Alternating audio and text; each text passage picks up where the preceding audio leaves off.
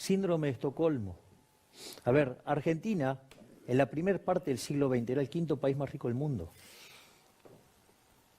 Hoy somos 65. Y eso, ¿El Estocolmo es aquel que se mimetiza con su secuestrador? exactamente, Exacto. claro, se enamora de su torturador sí, en el sí. fondo. Bueno, Argentina, de ser el quinto país del mundo, hoy es 65. Cuando esta crisis termine de estallar, vamos a saber en qué número vamos a terminar. Pero teóricamente la gente elige a Fernández porque es mejor Bueno, para ellos, ¿no? Para el argentino, para el que a fin de mes, como decías vos recién, estoquéense de arroz. está bien, pero ¿sabes lo que pasa? A ver, yo te lo voy a poner más crudo. Dale. La Universidad de Buenos Aires, en su Facultad de Ciencias Económicas, que es la que mayor cantidad de economistas genera en Argentina, justamente te produce, digamos, economistas empobrecedores. Es decir, hay un lavaje de cerebro en la sociedad sobre lo que la sociedad necesita, que es brutal. O sea, entonces Argentina sistemáticamente elige este modelo. O sea, es un modelo de empobrecimiento. O sea, fíjate esto, cuando yo menciono las ideas de la libertad, soy prácticamente tildado de loco. Sí. Ahora, vos sabés que los países que son más libres son 8 veces más ricos que los reprimidos. El decil más bajo de la distribución gana 11 veces más que el del reprimido y está el doble de mejor que lo que está el 80% del país reprimido. O sea que vos coincidís con Macri cuando dice la gente está eligiendo volver al pasado.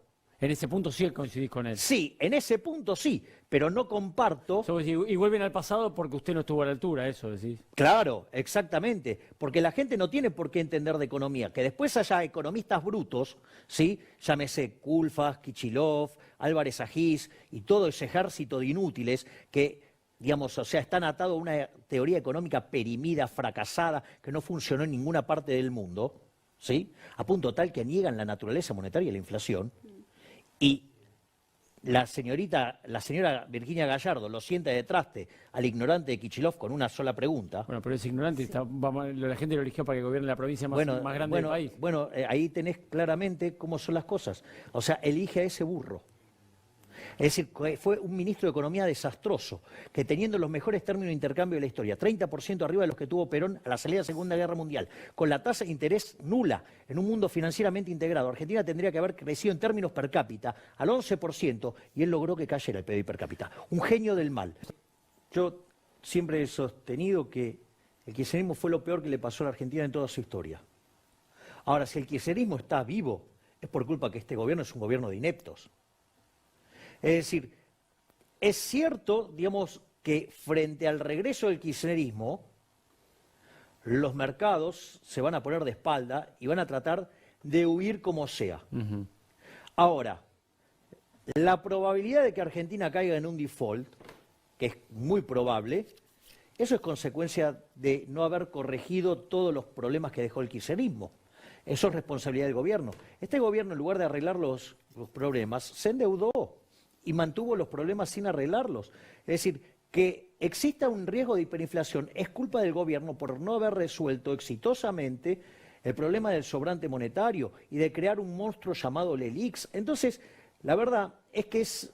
Y por otra parte, si el kirchnerismo está vivo, es por culpa de este gobierno. Pero a ver, si vos fueras el ministro de Economía, si vos eras Duhovne ayer en la noche, ¿no?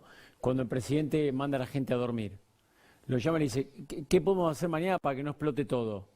No, para que hoy no arranquemos a 60, como arrancó, que después se acomodó a 57. Sí, bueno, o 66 que 65, llegó. 66. No, Digamos, ¿el gobierno pudo haber hecho algo que no hizo esta mañana? Cambio de gabinete. Pero claro, el cambio de gabinete era inminente. Es decir, que hoy se lo preguntaron y primero, lo descartó. Pero aparte, digo, a ver, que si vos querés dar una buena señal, digamos, como para poder revertir todo esto, ¿sabes qué? En el medio del acto ese que estaban todos frente a la gente, En la noche. claro, ¿sabes qué? Tendría que haber sacado una katana, ¿viste? Esos sables que tienen los japoneses, ¿sí? Y cortarle la cabeza a Marcos Peña. Digamos, eso hubiera sido una buena señal. Es un gobierno que con tal de no bajar el gasto público era capaz de hacer cualquier cosa. Entonces se endeudó hasta la maceta para no bajar el gasto público y cuando te bajaron el martillo de afuera, porque te equivocaste con el 28 de diciembre y a raíz del desastre económico que generás, tenés que terminar en el Fondo Monetario Internacional porque te cortaron el financiamiento. Fíjate que si Argentina no entraba en el Fondo Monetario Internacional el año pasado, no solo que caía en default, sino que además caía en una hiperinflación. Porque pensá que el Banco Central el año pasado se patinó 20.000 millones de dólares. Tremendo número. El que está viendo dice, ¿de qué me habla Javier? No entiendo. El default está a la vuelta de la esquina. De vuelta, si no defaulteamos ahora, digamos, lo hacemos en el 2020 o en el 2021. El triunfo de los Fernández descuenta que Argentina va a un default. Para los mercados internacionales. Sí, claro. Porque cuando, a ver, si te dice que no va a honrar Pero los... sin embargo, ese gobierno actual es el que hoy devaluó 25% de la moneda. Pero no devaluó Sí, por es el cierto. piso. No, no, pero Bueno, a ver, pero ¿cómo pero, no? Hay un pero- gobierno que está No, gestionando, pero, no, Luis. sí, pero Se te hay, escapa. a ver, hay varias cuestiones en el medio. A ver. Hay una que tiene que ver con los fundamentos de la economía. Y eso sí es culpa de este gobierno y están todos podridos.